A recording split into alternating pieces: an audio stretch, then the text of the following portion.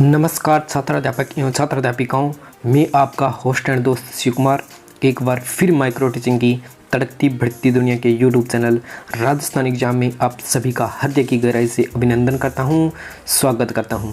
आज हम साथियों पुनर्बलन कौशल की घटना घटाने वाले हैं, आप सबका मौसम बनाने वाले हैं। तो आप सब चिल्ड एवं मस्त होकर इस वीडियो पर अपनी प्यारी सी एवं खूबसूरत सी नज़रें बनाए रखिएगा और टिके रहिएगा। तो देख लीजिए, सबसे पहले आपको कौशल का नाम पुनर्बलन कौशल, उसके बाद में आपको विषय, जिस विषय का है वो यहाँ पर विषय लिख देना है।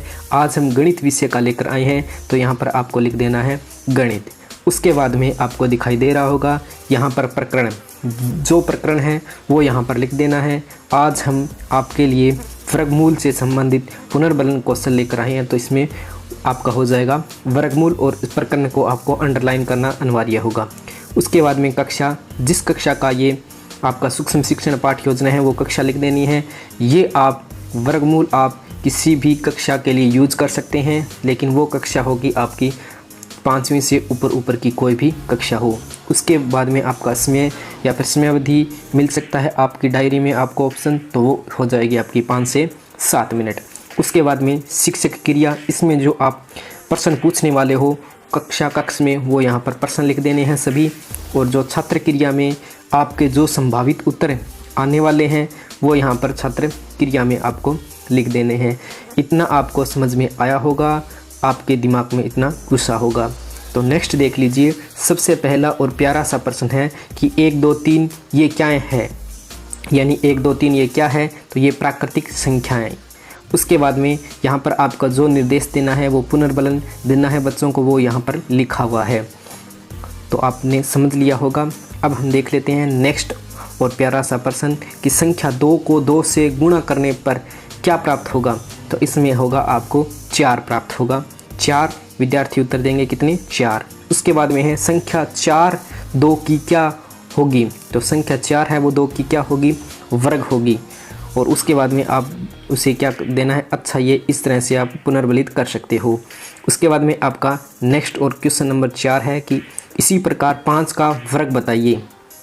आपको क्या करना है कि 5 का वर्ग बताइए, तो क्या होगा 25।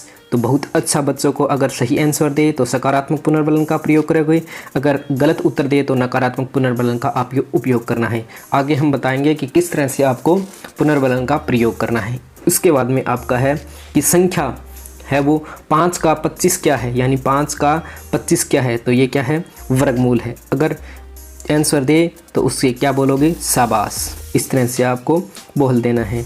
उसके बाद में नेक्स्ट आपका है क्वेश्चन नंबर 6 कि वर्गमूल क्या होता है, कि वर्गमूल क्या होता है, तो इसमें आपको बच्चे आंसर देंगे कि वर्ग की जो विपरीत संख्या को क्या कहते हैं, वर्गमूल कहलाती है।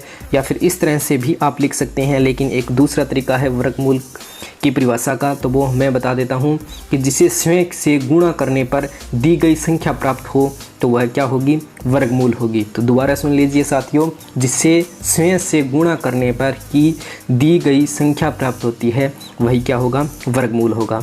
यही भी लिख सकते हो और मैंने जो बताई वही भी आप लिख सकते हो, और शाब्दिक पुनर्बलन का आपको उपयोग करना है।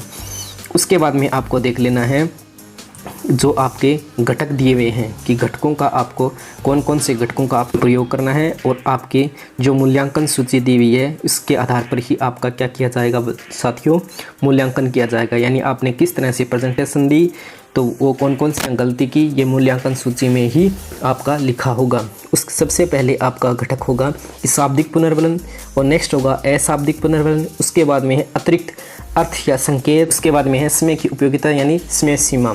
तो समय सीमा आपकी कितनी होती है, 5 से 7 मिनट होती है समय अवधि आपकी।